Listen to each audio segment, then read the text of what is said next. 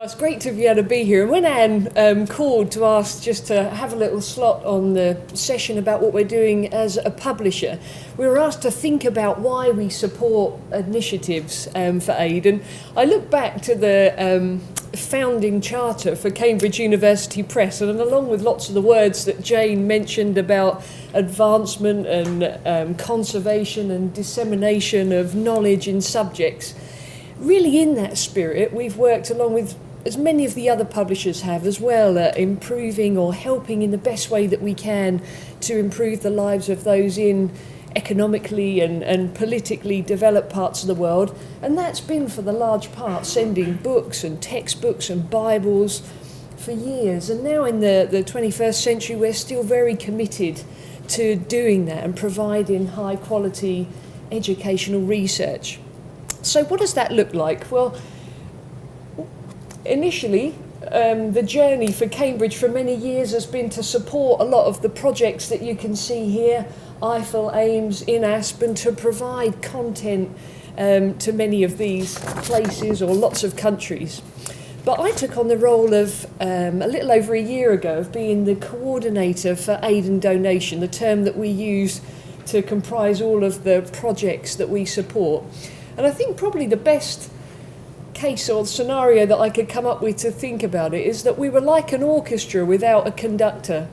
That when I started to look into it, there were lots of activities going on, lots of departments doing bits, absolutely dedicated and interested in this work, but without the harmony and the nice sound that we get back from an orchestra.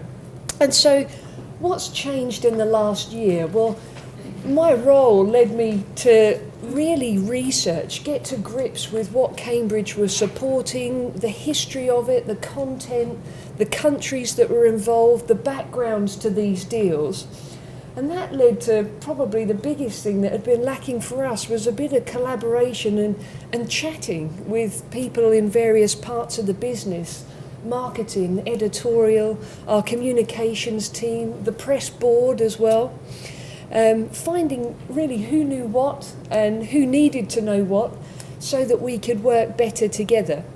And so we bred the idea of having a day to relaunch aid and donation at Cambridge. Anne kindly came along from INASP and Julie came from Author Aid, just to be able to get everybody in a room together and rather than try and communicate this via an email, just to be able to relaunch it and to give some background so that everybody could see where they fitted. Because I'm sure like many in the room as well, you come to one of these events and you feel there's so much that you want to share, and how do we communicate that even within our own offices here, let alone when we're dealing with global offices as well, trying to do that. So what were the results of the day? Well, the key themes that came from it, really, ideally knowledge to start with. Anne had some brilliant slides of not just when we switch on access to things, but where does it end up? Who's trying to read it and look at it? And a few visuals of campuses in some of the countries which presented a better idea outside of the airport air-conditioned Wi-Fi lounges of a lot of the cities in Africa, where 10 miles down the road might take them. And then the sorts of implications that has, which led to an awareness then of the responsibility that we have as a publisher. And as it goes on, the enthusiasm and ownership came. You could see the faces of those in the room thinking, well, if I made a few changes in this way, I could support that, and that's my expertise, and that's the instrument that I play. And so between having editorial and marketing and everybody there, it just gave everyone an idea to think about where they fitted into this with us as an organisation. And we recognised that we really needed to reflect the cycle of internally as much as what is trying to be done in the countries outside of that. So as a result of that, our present situation and the journey that we started to work on. So initially we identified the fact that communication was the key. How are we going to communicate what we're doing at the press, and how can we move this forward? The first thing I think that we identified too was to break down and break down the idea of technology and talk to people. So we have a purple sofa profile on our intranet page, which just identifies someone that's working in the press, a bit of an inside of what their job does. So soon after we had the event, I had a little section on the purple sofa just so that people could, who do we talk to about aid and donation? Who knows about it? And so a little identification of the face behind the name. And also we launched on our intranet page a SharePoint page for aid and donation. So that was going to prove to be a host of all of the information resources that we have about the backgrounds to the deals, the titles, the countries, the eligibility, along with lots of visuals, heat maps, and backgrounds to the scheme, so that everybody could be aware of where they could find out that information. So we mentioned that lots came from different departments within the press.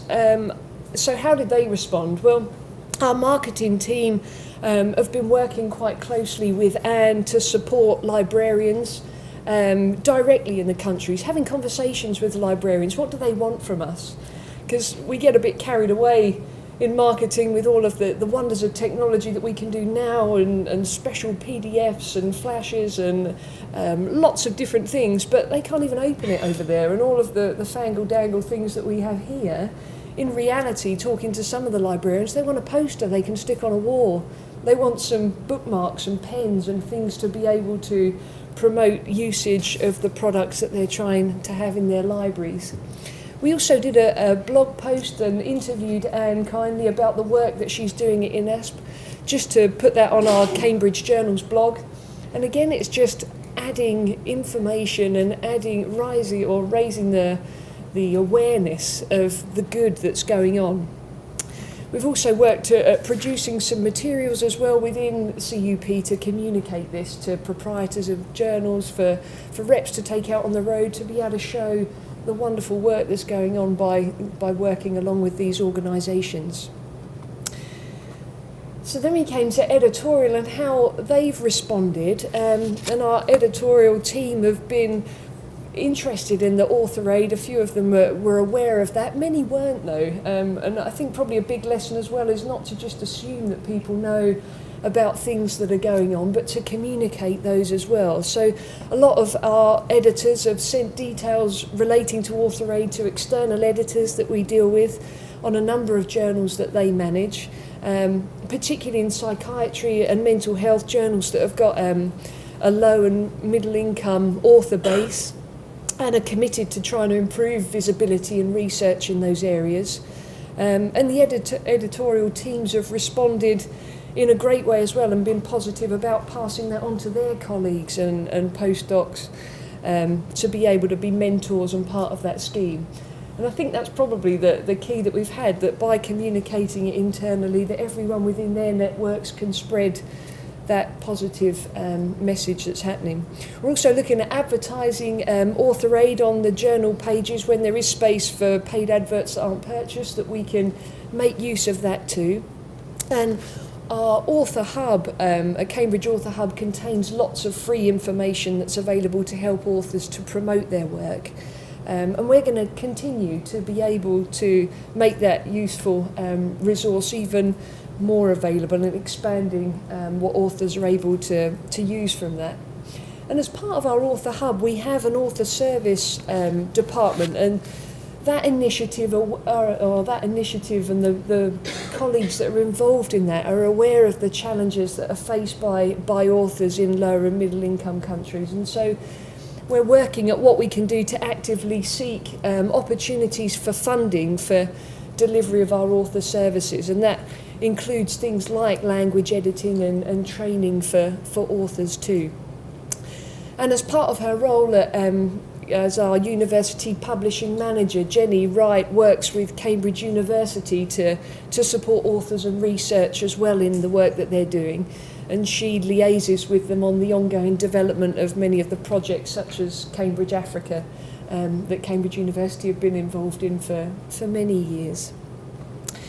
And in addition to that, many of you might even know Kaz Kerberson, who used to look after part of the schemes that I'm taking care of now. Kaz is our in-house trainer, but also part of her job role as well, and what she wants to spend her time doing is also investing time in training librarians or being available to do that. So she met with some of the nominated trainers at the INASP offices back in March, April time, was it, Anne, when they visited?